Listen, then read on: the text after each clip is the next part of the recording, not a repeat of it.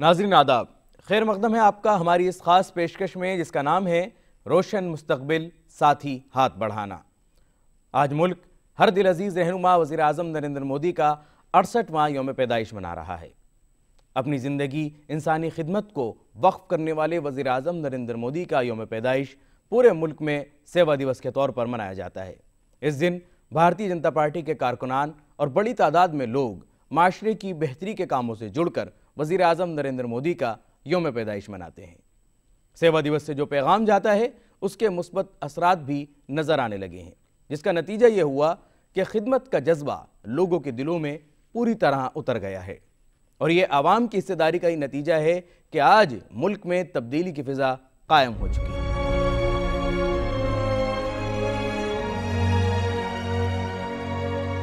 सेवा दिवस से कबल ही 15 सितंबर को वज़ीर आज़म नरेंद्र मोदी ने स्वच्छता ही सेवा मुहिम का आगाज़ किया।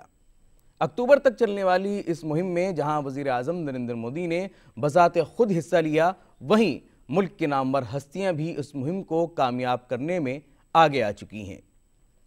नाज़रीन, वज़ीर आज़म नरेंद्र मोदी की अपील का ही ये नतीजा है कि आज हर हिंदुस्तानी मुल्क की तरक्की में खुद को हिस्सेदार मानता है।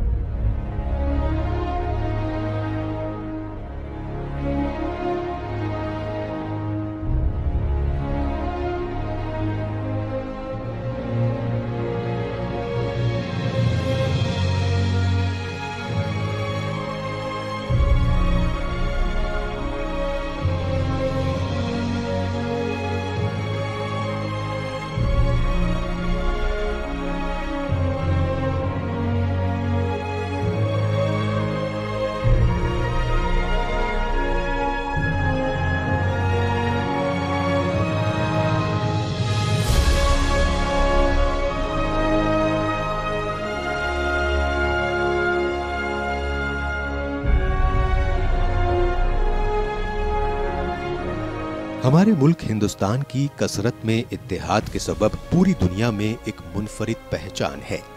आबादी के लिहाज से दुनिया की सबसे बड़ी जमहूरियत में मुताद्दिद मज़ाहिब के मानने वाले, मुख्तलिफ ज़बानें बोलने वाले, अलग अलग रंगो नस्ल के लोग एक साथ रहते हैं। इसी वजह से हिंदुस्तान को इनफरादी हैसियत हासिल है।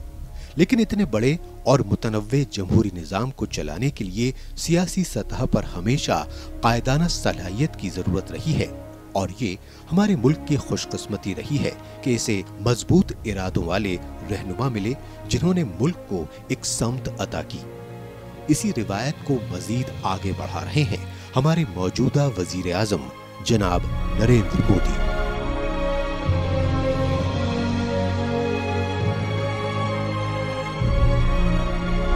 नरेंद्र मोदी जी के पूरे जीवन को देखेंगे तो सेवा उसके केंद्र में है और हमेशा एक मन में रही है कि कुछ ना कुछ करके समाज में अच्छा हो, परिवर्तन हो और इसी सेवा भावना से वो राजनीति में आए और राजनीति के माध्यम से गरीबों की सेवा में लगातार लगे रहे।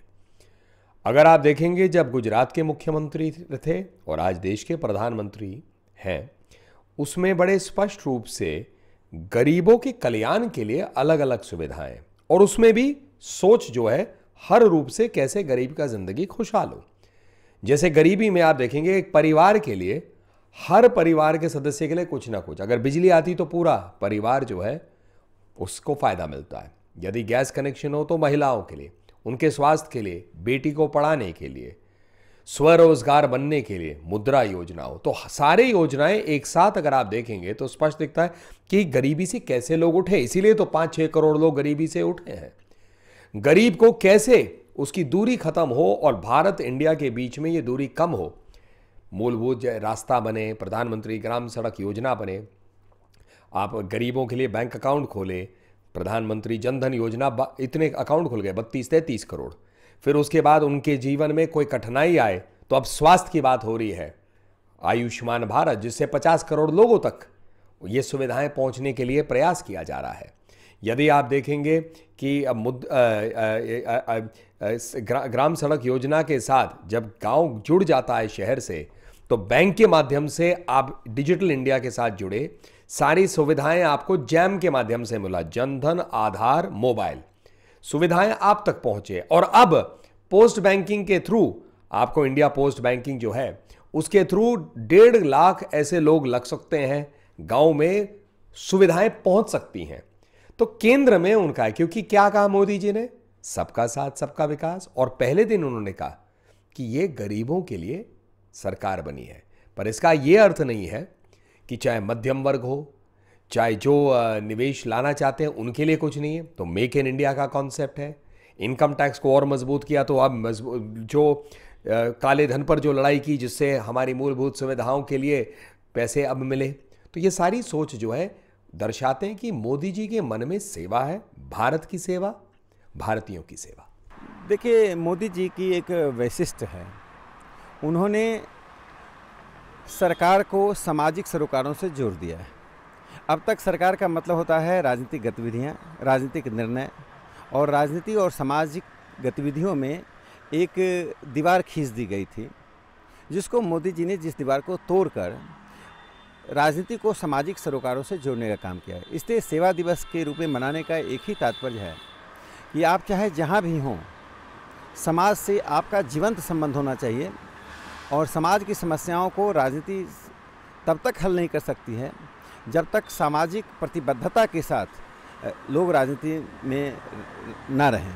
देखिए, हमारे प्रधानमंत्री पूरे देश की जनता के दिल में बसते हैं। प्रधानमंत्री जी का जन्मदिन है, इसलिए पूरे देश के अंदर इसको हम लोग सेवा दिवस के रूप में मनाते हैं, क्योंकि सेवा के सिंबल हैं प्रधानमंत्री जी, सादगी के सिंबल हैं प्रधानमंत्री जी। इस देश के अंदर जब से वो प्रधानमंत्री बने हैं, एक दिन की छुट्टी नहीं ली, अपना पूरा जीवन राष्ट्र को समर्पित किया है, राष्ट्र को अर्पित किया है उन्होंने। इसलिए पूरा देश सेवा दिवस के रूप में उसको मना रहा है। मुझे लगता है कि कितना अच्छा है किसी को अपनी सालगिरह को सेवा दिवस की तरह लेना। प्रधानमंत्री खुद को प्रधान सेवक देश का मानते भी हैं और उनमें सेवा भावना है, लेकिन सबसे ज़्यादा तो मैं सोचती हूँ उनका पूरी तरह से एक सन्यासी मन है।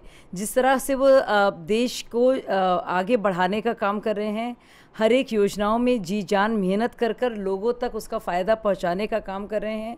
जिस तरह की उनकी सोच है, वो पहले हमने देखा है कैसे सिर्फ़ और सिर्फ पॉलिटिकल सोच लोगों की रही है, लेकिन वाकई में एक सेवा भावना के साथ और राजनीति में राज को हटाकर नीति की बात करने वाले प्रधानमंत्री हम देख रहे हैं नरेंद्र मोदी जी में। तो वाकई में, और उनकी सारी जो बातें हैं, आप अगर उनका मन की बात सुनिए, उनकी मुख्तलिफ आप स्पीचेस भी सुनिए, तो वो लोगों से कहते हैं ये आपका अपना काम है, ये देश का काम है। जैसे जब स्वच्छ भारत की बात हुई या बेटी बचाओ बेटी पढ़ाओ की बात हुई, तो उन्होंने सबसे जाकर लोगों से बात की कि ये सब हमारे देश का काम है, ये सिर्फ एक पार्टी के लिए नहीं है, एक तबके के लिए नहीं है, ये सबके लिए है।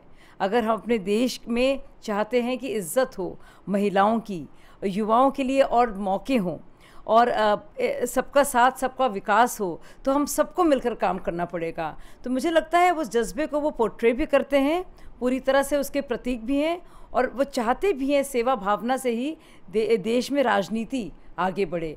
तो पूरे के पूरे अपने पद को और अपने ओहदे को और अपने कार्यकाल को वो एक सेवा करने के तौर पर देखते हैं, उसका एक जरिया, एक उपकरण मानते हैं।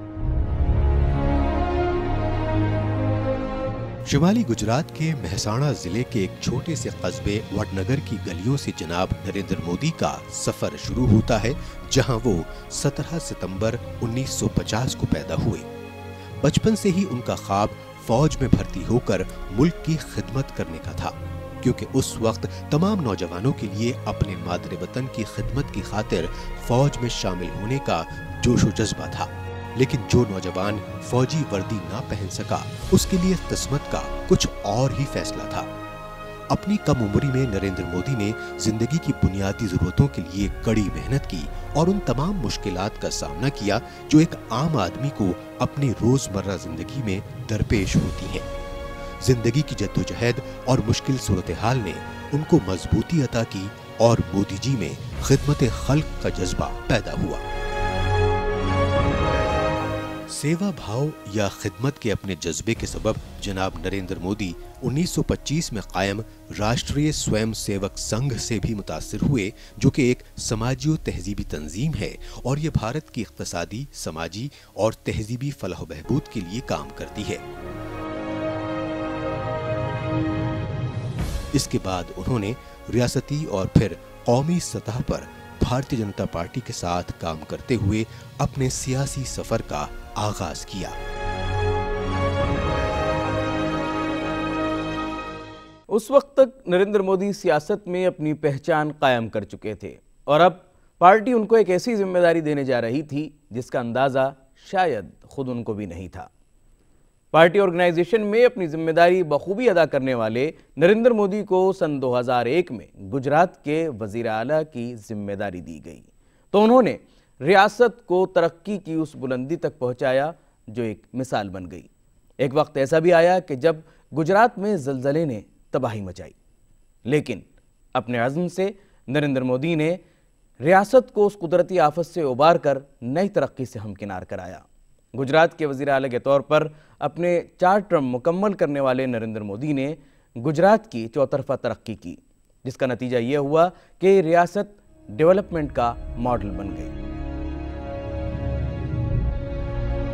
गुजरात के वजीर आला की जिम्मेदारी संभालते ही खौफनाक जलजले से मुतासरा रियासत में जनाब मोदी ने फौरी तौर पर तामीर नौ का काम शुरू करवाया और एक बड़ी तादाद में लोग जो कैंपों में रह रहे थे उनके लिए ऐसे मकानात तामीर करवाए जिन पर जलजले का असर ना हो। रियासत गुजरात को बिजली के बहरान का सामना था और उसे पड़ोसी रियासतों से बिजली खरीदनी पड़ती थी। जनाब मोदी ने वहां के सहरा में चलने वाली तेज हवाओं से विंड मिल यानी पवन चक्की के जरिए बिजली पैदा करने का मंसूबा तैयार करवाया और आज गुजरात में 24 घंटे बिजली दस्तयाब है। गुजरात के अहमदाबाद और सूरत जैसे शहरों में साबरमती और ताप्ती दरिया के किनारे झुग्गी बस्तियों का एक तवील सिलसिला था, लेकिन अब उसे तफरीह के एक खूबसूरत मकाम में तब्दील कर दिया गया है जहां लोग अपने कुनबों के साथ फुर्सत के लम्हात गुजारते हैं। देखिए, गुजरात में इंफ्रास्ट्रक्चर का विकास करना, गुजरात के समाज को राजनीति के साथ जोड़कर राजनीति का सामाजिकरण कर देना, समाज का राजनीतिकरण नहीं करना, राजनीति का सामाजिकरण करना, ये गुजरात में दिखाई पड़ता है। और गुजरात में भागीदारी आम लोगों की बढ़ी है, जिसके कारण वह एक मॉडल बनकर आया है गवर्नेंस का। मुझे लगता है कि उसका विस्तार हो रहा है और उसमें कई प्रकार की और भी उन्होंने विकासोन्मुख एक जो विकास की प्रक्रिया है, विकासोन्मुख प्रशासन, डेवलपमेंटल एडमिनिस्ट्रेशन को सही रूप में मोदी जी ने चरितार्थ किया। देखिए, गुजरात के मुख्यमंत्री जब थे तो गुजरात में बड़े बड़े संकट उन्होंने झेले। अर्थक्वेक आया, पूरा गुजरात तबाह हो गया था। पूरे गुजरात का पुनर्निर्माण नरेंद्र मोदी जी ने किया। वहाँ पर सूरत सबसे ज़्यादा गंदी सिटी के तौर पर इतना गंदगी होती थी, स्वच्छता वहाँ चलाया और सूरत आज सबसे सुंदर शहर है। गुजरात पूरे देश की जीडीपी में बहुत बड़ा रोल अदा कर रहा है। वहाँ मुख्यमंत्री रहते सबकी चिंता उन्होंने की। नरेंद्र मोदी जी अपने चश्मे से हिंदू मुसलमान सिख ईसाई नहीं देखते, वो 125 करोड़ हिंदुस्तानी को एक नज़र से देखते हैं, उनका एक नज़रिया रहता है। गुजरात के कार्यकाल को कैसा देखा जाए, ये तो इस बात से प्रमाणित है कि गुजरात की जनता ने लगातार भारतीय जनता पार्टी को, और जब मोदी जी मुख्यमंत्री बने तो उसके बाद लगातार मोदी जी को मुख्यमंत्री के रूप में चुनते गए। क्यों? जनता को जब लगता है कि जो उनका प्रतिनिधि है और जो मुख्यमंत्री है, जो दिशा दे रहा है राज्य को, विकास के जो काम हो रहे हैं, तो उसको अगर अच्छा हो रहा है तो स्वाभाविक है कि वोट वापस मिलते हैं। लगातार मुख्यमंत्री बने रहे।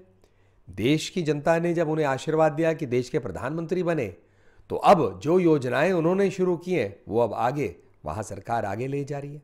देखिए, प्रधानमंत्री जी के जीवन के एक एक घटना को अगर सामान्य रूप से भी देखा जाए तो उससे जो भाव रिफ्लेक्ट होता है वो स्पष्ट रूप से ये कहता है कि इनमें बचपन से ही, बाल्यकाल से ही सेवा की भावना थी। अभी एक फिल्म उनके जीवन पर आधारित देखने को मिला। एक बालक, छोटा सा नन्हा सा बालक, लेकिन अपने एक सहपाठी के पास स्कूल ड्रेस न होने से के कारण वो स्कूल नहीं आ पा रहा था, तो उसके बारे में कितनी चिंता की, जतन किया और अंततोगत्वा उसको कॉलेज, स्कूल का ड्रेस देने में सफल हुए। यानी सेवा कार्य में वो सफल हुए। यहाँ से अगर उनके कार्यकलाप पर जीवन के नज़र पड़ती है तो यहाँ से देखिए कि वो समाज के लिए अपने पूरे जीवन को दे दिया उन्होंने। एक पूर्णकालिक के रूप में राष्ट्रीय स्वयंसेवक संघ के एक सदस्य के नाते वो काम करना शुरू किया, सेवा करना शुरू किया और अंत में जब उनको राजनीतिक मोर्चे पर बड़ी से बड़ी जिम्मेदारी मिली तो उस जिम्मेदारी को पूरा उन्होंने सेवा के रूप में ही ढाल दिया और एक सेवक के रूप में काम करना शुरू किया उन्होंने। यहाँ तक कि मुख्यमंत्री के रूप में ऐसे ऐसे विषय पर जो सीधे एक सामान्य रूप से, सामान्य नागरिक से जुड़ता है, एक आर्थिक रूप से कमजोर उस व्यक्ति से जुड़ता है जो आर्थिक रूप से सक्षम नहीं है कि अपने जिंदगी को बेहतरीन स्वरूप दे सके। उनके कार्य वहाँ तक जाते हैं जो जंगलों में आदिवासी हैं, सामाजिक रूप से, शैक्षणिक रूप से कमज़ोर लोग हैं, उनके जीवन को कैसे बेहतर बना सकें, उनके लिए काम करना शुरू किया। ये सेवा का ही उदाहरण है। अब तक जो लीडरशिप रही है उसकी सोच ये वाली सोच नहीं थी। वो सोच थी सिर्फ इक़्तिदार में आने की, इक़्तिदार में रहने की, थोड़ी सी वाहवाही लेने की। अब जनता के लिए अपनी हर योजना को और अपने पसीने से खून तक को, उस सब को जनता के हित में इस्तेमाल करना, कार्यकर्ताओं को प्रेरणा देना, देशवासियों को प्रेरणा देना, इस रास्ते से जब एक बड़ा ग्रुप बन जाता है तो काम ज़्यादा होता है। और प्रधानमंत्री जी ने जो काम हाथ में लिया उसको नई ऊंचाइयों तक पहुंचाया है। टारगेट्स को पूरा करना मैं कहता हूँ छोटी बात हो गई। अब टारगेट से आगे की वो देखते और सोचते हैं और उनको देशवासियों का सहयोग मिलता है। गुजरात को तरक्की की रफ्तार देने के बाद अब बारी ऐसी जिम्मेदारी की थी जो इस जमहूरी निज़ाम में सबसे अहम है। जहां गुजरात के आवाम ने लगातार नरेंद्र मोदी को अपनी पलकों पर बिठाया, वहीं 2014 के आम इंतखाबात में हिंदुस्तानी आवाम ने मोदी जी को वज़ीर आज़म बनाने में जो हिमायत दी वो एक मिसाल बन गई। मोदी जी को इलेक्शन से पहले भाजपा के जरिए वज़ीर आज़म का उम्मीदवार बनाए जाने का असर ये हुआ कि पार्टी ने अपने ही दम पर अक्सरियत हासिल कर ली। वज़ीर आज़म नरेंद्र मोदी ने उस वक्त देश की जिम्मेदारी संभाली जब देश में करप्शन, महंगाई और गैर यकीनी का माहौल था। ऐसे में इतनी बड़ी जिम्मेदारी जिस यकीन के साथ उन्होंने संभाली, उसका नतीजा ये हुआ कि आज मुल्क में एतमाद का माहौल पैदा हुआ है और नासूर बन चुका करप्शन खत्म होने के कगार पर है।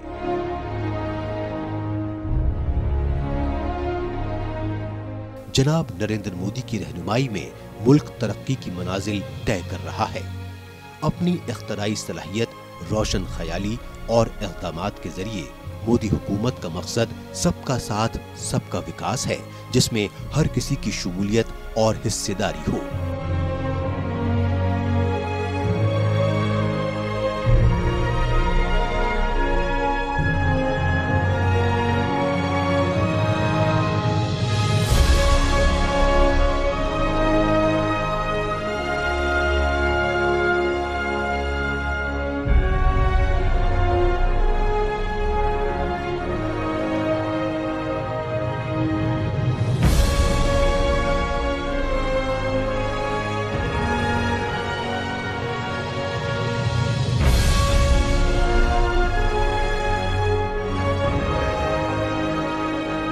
नाज़रीन, वज़ीर आज़म बनने के बाद उन्होंने जो पहला आज़म लिया वो था सबका साथ सबका विकास, यानी ज़ात पात पर मबनी सियासत को ख़त्म करके 125 करोड़ से ज़्यादा हिंदुस्तानियों की ज़िंदगी में बेहतरी लाने का ख्वाब उन्होंने देखा था।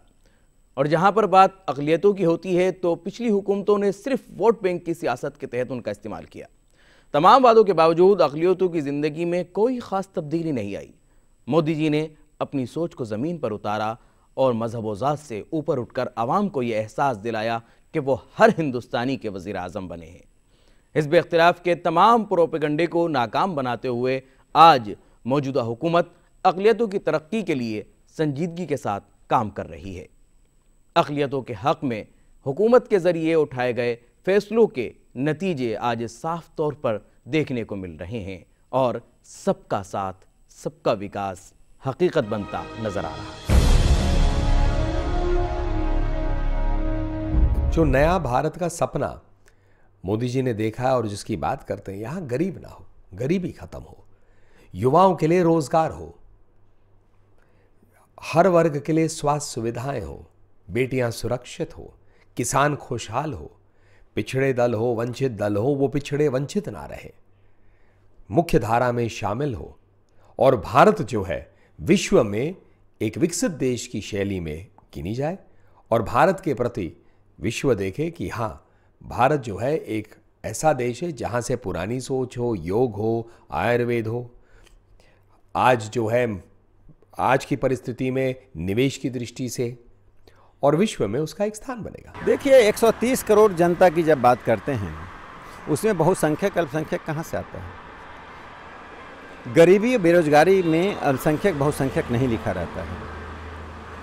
उज्ज्वला योजना से जो एलपीजी का सिलेंडर पहुंच रहा है उस पर लिखा हुआ नहीं है कि तुम हिंदू घर जाओगे कि तुम मुस्लिम घर जाओगे या ईसाई घर जाओगे। इस तरह की जो आदत बन गई है कि देश को बांटने का, ये अल्पसंख्यक बहुसंख्यक की जो अवधारणा है इसने देश को बांटा है और 47 में हमने भुगता है।